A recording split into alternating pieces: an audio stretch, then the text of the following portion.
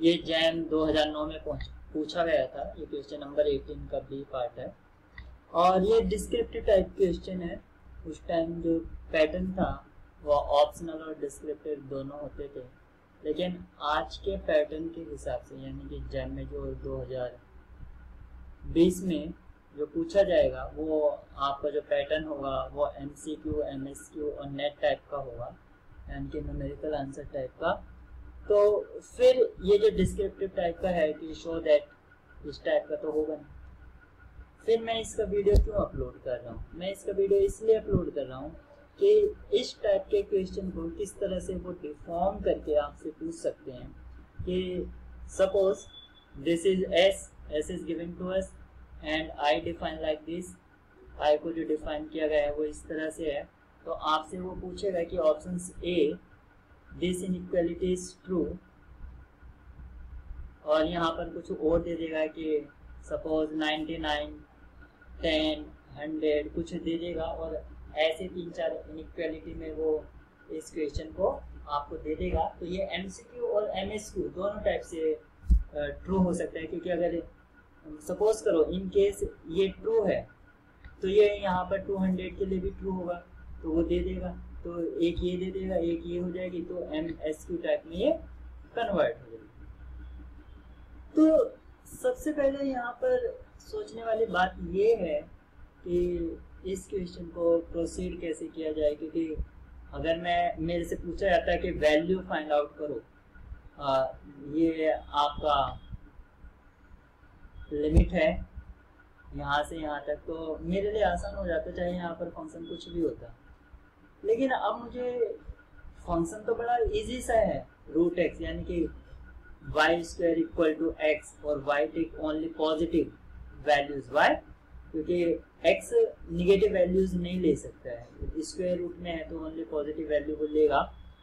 तो अब यहाँ पर जो इम्पोर्टेंट बात ये है कि इस क्वेश्चन को किस तरह से प्रोसीड किया जाए, उसके लिए थोड़ा मुझे इसके इंटीग्रेशन के डेप्थ में जाना होगा। तो अगर मैं बेसिक की तरफ ध्यान दूँ तो सपोज कीजिए अगर ये कोई रीजन है और ये सपोज करो ये y square equal to X ही ले लेते हैं, only y equal to root X. तो ये पॉजिटिव वाला पार्ट मैंने ले लिया। तो सपोज करो ये मेरा a है, ये मेरा b है, तो fx dx ये मुझे क्या देता है, integration over a to b, ये मुझे देगा एरिया, ये पूरा एरिया देगा fx dx। तो यहाँ पर जो फंक्शन है एक्चुअली हम इसको किस तरह से प्रोसीड करते हैं, ये जो fx है, सपोज करो ये fx है, ये लेंथ हो जाता है और ये इसका विड्थ हो जाता है। सपोज करो ये एक मैंने इसका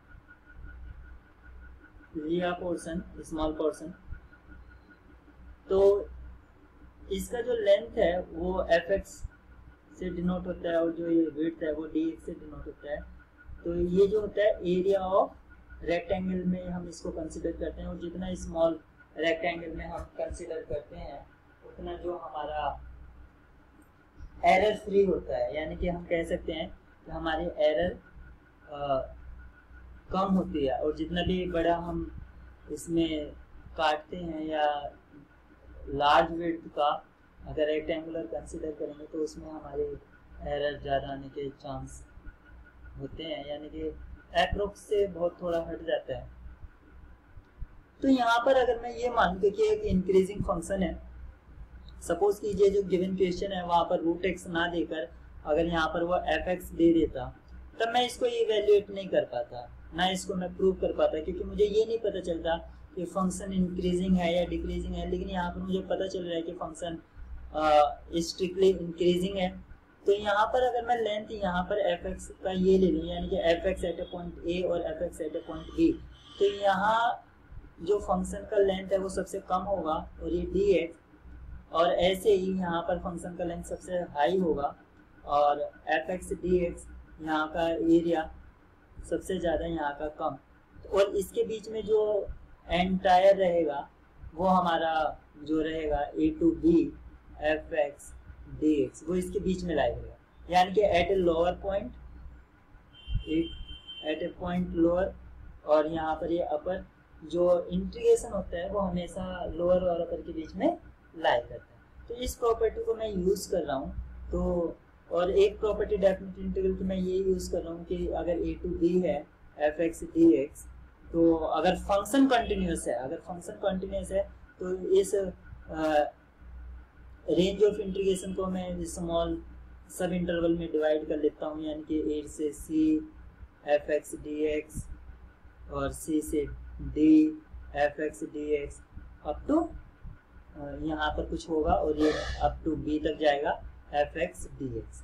तो ये अगर फंक्शन कंटिन्यूस है तो हम इस तरह से लिख सकते हैं, ये जनरलाइज्ड फॉर्म होता है, यानी कि a से c फिर c से b। ये जो हमने डेफिनेट इंटीग्रल की प्रॉपर्टी पढ़ी थी उसका ये जनरलाइज्ड फॉर्म होता है।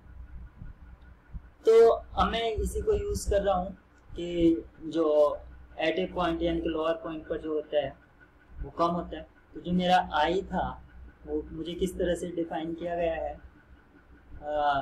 ये करा गया है 0 से 1000 यानी कि 10,000 और रूट एक्स डी एक्स। तो इसको मैं यूज कर लेता हूँ 0 से 1 रूट एक्स प्लस 1 से 2 root X D X up to 99 से 4 टाइम्स 9 से 10,000 रूट एक्स डी एक्स। ये इस तरह से ले लिया। तो ये जो है ये किससे कम होगा, ये जो कम होगा ये मैंने आपको बताया था 0 to 1 और फंक्शन एट ए पॉइंट लेना है, यानी कि लोअर पॉइंट, यानी कि रूट 0 डी एक्स प्लस 1 से 2। अब इसके लिए इसका लोअर पॉइंट लेंगे 1 डी एक्स अप टू ऐसे ये रहेगा 99 से 9999 से और ये 10,000 और यहाँ पर इसका लोअर 9999 डी एक्स। तो ये जो पूरा है ये इससे छोटा होगा और ये किससे छोटा होगा, जो मैंने आपको बताया था। अगर सपोज करो मैं इसको आई बोल लेता हूँ तो आई इसके बीच में लाई करेगा। ये अपर लिमिट पर जो हमने कंडीशन डाला है, यानी कि 0 to 1 रूट टू 1 प्लस 1 से 2 रूट 2 और 1 से 2 से 3 रूट 3 डी एक्स, ये ऐसे चलते रहेंगे अप टू 9999 10,000 और ये रूट 10,000 डी एक्स। तो इस तरह से ये मेरा चल रहा है। तो ये आपको याद रखना है कि अब इसको मैं सॉल्व कर लेता हूँ, क्योंकि ये जो यहाँ पर नंबर्स हैं ये क्या है, constant, as a constant treat करूंगा। और जब एज ए कांस्टेंट होता है तो डेफिनेट इंटीग्रल का जो रेंज होता है, यानी कि उसका जो सब इंटरवल का जो लेंथ होता है वही आता जाता है। तो यहाँ पर सब इंटरवल का लेंथ 1 है, तो यहाँ पर आ जाएगा रूट 0 इंटू 1 यानी कि 0 हो जाएगा। फिर यहाँ से रूट 1 इंटू 1 रूट 2 इंटू, तो ये इस तरह से आता रहेगा root 1 plus root 2 plus root 3 up to ये आएगा लोअर लिमिट, यानी कि यहाँ तक 9999 लेस देन आई। और आई ये यहाँ पर देखिए रूट 1 आउटसाइड आएगा और इसका लेंथ सब इंटरवल का जो लेंथ है वो 1 है। तो रूट 1 प्लस रूट 2 ये इस तरह से चलता रहेगा रूट 3 अप टू रूट 10,000। अब यहाँ पर आप देखिए कि ये जो इनइक्वालिटी है ये मेरा जो है रूट 1 प्लस रूट 2, मैं थोड़ा साफ से लिख रहा हूँ, root 3 up to root 9999 less than I और ये लेस देन है रूट 1 रूट 2 अप टू 10,000। एक लाइन में लिखा ताकि समझने में आपको आसानी हो। तो आई जो है ये अप टू 9999 रूट में 9999 तक आई इससे बड़ा है। तो यहाँ पर जो है कहीं 9999 होगा जस्ट इससे बिफोर। तो ये जो है इतना, ये तो छोटी क्वांटिटी है आई से, इतनी क्वांटिटी तो आई से छोटी है। तो ये छोटा क्वांटिटी हो जाएगा आई प्लस 10,000। अब ऐसा क्यों किया मैंने, क्योंकि जो आप देखेंगे यहाँ पर ये आई प्लस 100 ये दे रखा था। तो ये जो मेरा है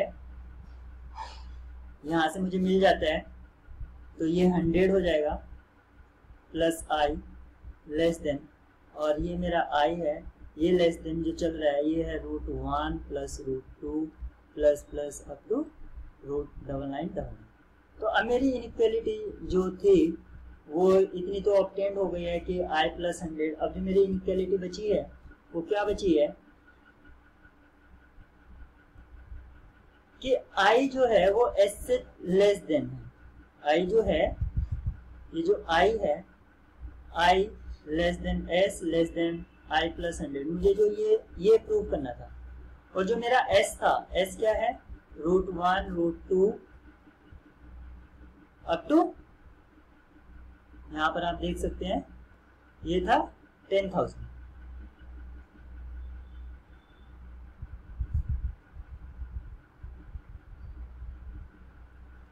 तो अगर आप यहाँ पर देखें तो i जो है वो छोटा है s से, यहाँ से पता चल रहा है i जो है छोटा है s से, और ये मैंने प्रूफ कर ही दिया। i जो है वो लेस देन है i प्लस 100 से, मैंने प्रूव किया i जो है लेस देन है s से, तो यहाँ ये पता चल गया। तो i लेस देन s और s लेस देन है आपका i प्लस 100 से।